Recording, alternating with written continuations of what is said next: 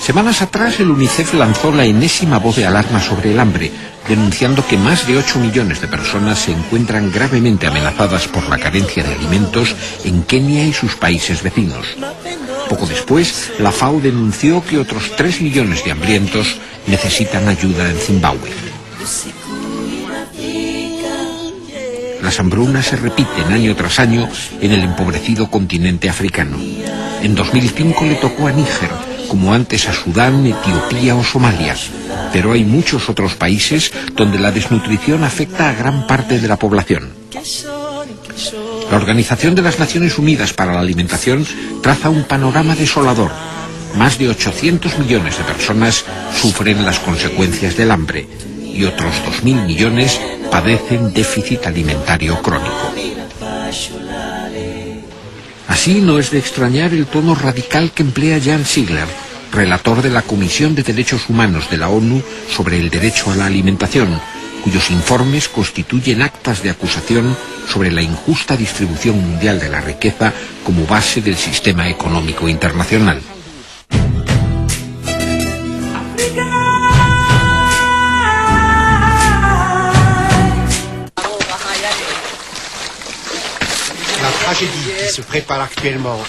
La tragedia que se está gestando ahora mismo en Somalia, en Kenia, en Etiopía Oriental, no es sino la imagen de la matanza cotidiana que atenaza a millones de seres humanos por todo el mundo. En Asia, en América Latina, en África, en el Caribe y en otros lugares del mundo. Cada día, 100.000 personas mueren de hambre o por sus consecuencias inmediatas. Cada 5 segundos, el pasado año, murió de hambre un niño de menos de 10 años. Y 856 millones de personas, 1 de cada 6 habitantes del planeta, viven grave y permanentemente desnutridas. Sin embargo, el propio Informe Mundial sobre Alimentos de la FAO, que nos facilita esas cifras sin que nadie las cuestione, asegura que la agricultura mundial, con el actual desarrollo de su fuerza de producción, podría alimentar sin problemas, es decir, con 2.700 calorías por día y adulto, a 12.000 millones de seres humanos, es decir, prácticamente el doble de la humanidad. En otras palabras, no hay fatalidad alguna. Un niño que muere de hambre es asesinado. El orden del mundo, tal como está en la actualidad, no solo es mortífero, sino también absurdo, ya que mata sin necesidad.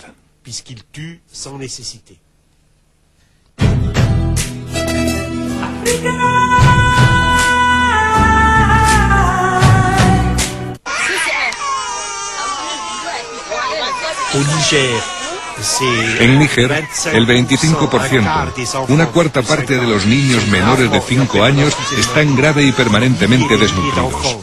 Miles y miles de niños nigerinos mueren. Nadie puede decir que no lo sepa gracias a la televisión y a la prensa. El mundo está unificado en la información. Pero al mismo tiempo, existen ideologías mentirosas, pero muy poderosas, como por ejemplo el neoliberalismo. Hoy en día, el neoliberalismo supone la legitimación del gran capital financiero internacional y, desgraciadamente, de muchos gobiernos poderosos del mundo. El neoliberalismo pretende que la economía funcione según unas leyes naturales. Hay una mano invisible, que es el mercado mundial. No se puede hacer nada en contra de esa mano invisible. Y se afirma que las leyes de la economía son leyes como las de astronomía, leyes naturales que no se pueden cambiar. Según eso, hay pueblos enteros que no son productivos, que quedan excluidos de la historia y mueren.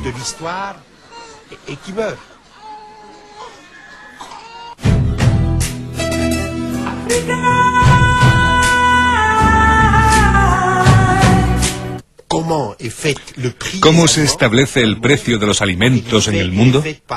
Lo fija el Commodities Stock Exchange de Chicago, la bolsa de las materias primas agrícolas de Chicago, conforme a las técnicas bursátiles, según los criterios del capitalismo financiero de la bolsa, con contratos a término, con especulaciones, etc. Hay 7 grandes bancos que prácticamente dominan el comercio mundial del trigo, de los cereales, del arroz, de los alimentos del mundo. Pero lo repito, 37 países dependen todos los años de compras suplementarias en los mercados mundiales para alimentar a su población entre el fin de las existencias de la cosecha anterior y la llegada de la nueva cosecha. La gente muere de hambre por culpa de las cotizaciones bursátiles. Por eso los precios de la alimentación deberían negociarse contractualmente entre los estados. Es indispensable romper el sistema de la bolsa. La bolsa no puede fijar el precio de los alimentos. Los alimentos no son una mercancía como cualquier otra.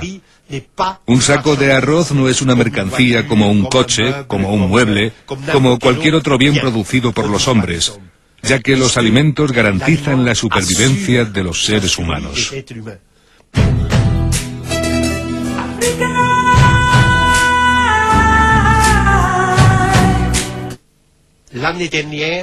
El pasado año, las 500 sociedades transcontinentales privadas más importantes del mundo controlaron el 54% del Producto Mundial Bruto.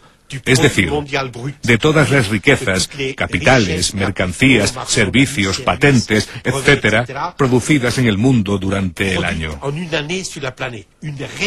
Eso supone una refeudalización del planeta, un monopolio sobre las inmensas riquezas que existen en este planeta. Porque hay que seguir repitiéndolo. El año pasado, 36 millones de personas murieron de hambre o debido a sus consecuencias inmediatas en un planeta que rebosa de riquezas.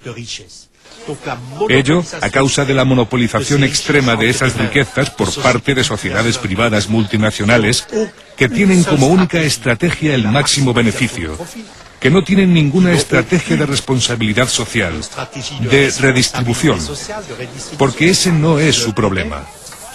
Y que son mucho más poderosas que la mayoría de los estados. Estos nuevos señores feudales son los primeros responsables de la destrucción masiva de millones y millones de seres humanos por culpa del hambre, de la desnutrición, del agua contaminada y de las epidemias.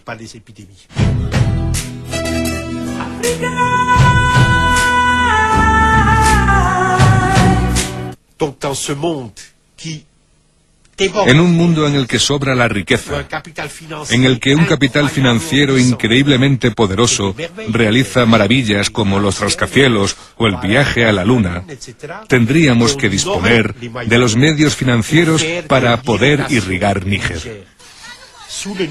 Bajo el suelo de Níger, bajo los países del Sahel y del Sáhara, se encuentra el mayor mar de agua dulce del mundo, y a no demasiada profundidad. Así, el Banco Mundial, voy a dar un único ejemplo, el Banco Mundial tiene, desde hace 12 años, un proyecto para irrigar 430.000 hectáreas en Níger, que es un país inmenso de más de 1 millón de kilómetros cuadrados. Y si esas 430.000 hectáreas estuvieran irrigadas, lo cual es técnicamente posible, todo el pueblo nigerino quedaría protegido. Los 10 millones de nigerinos quedarían protegidos para siempre de las catástrofes de la sequía. Sin embargo, no se dispone del dinero. El gobierno de Níger no encuentra la inversión necesaria. Los 52 millones de dólares que costaría ese sistema de irrigación. Por tanto, la muerte de los niños nigerinos está programada. La ayuda ya ha llegado, la ayuda llega a Somalia, la ayuda llega a Kenia, la ayuda llega ahora a Etiopía, al Ogadén en el oriente, al este de Etiopía. Demasiado tarde, de forma insuficiente. Los mecanismos de distribución no están preparados porque hay mermas previas. Y también se destruye el mercado autóctono. Hay muchos problemas en la ayuda internacional alimentaria. Pero sería totalmente innecesaria esta ayuda internacional.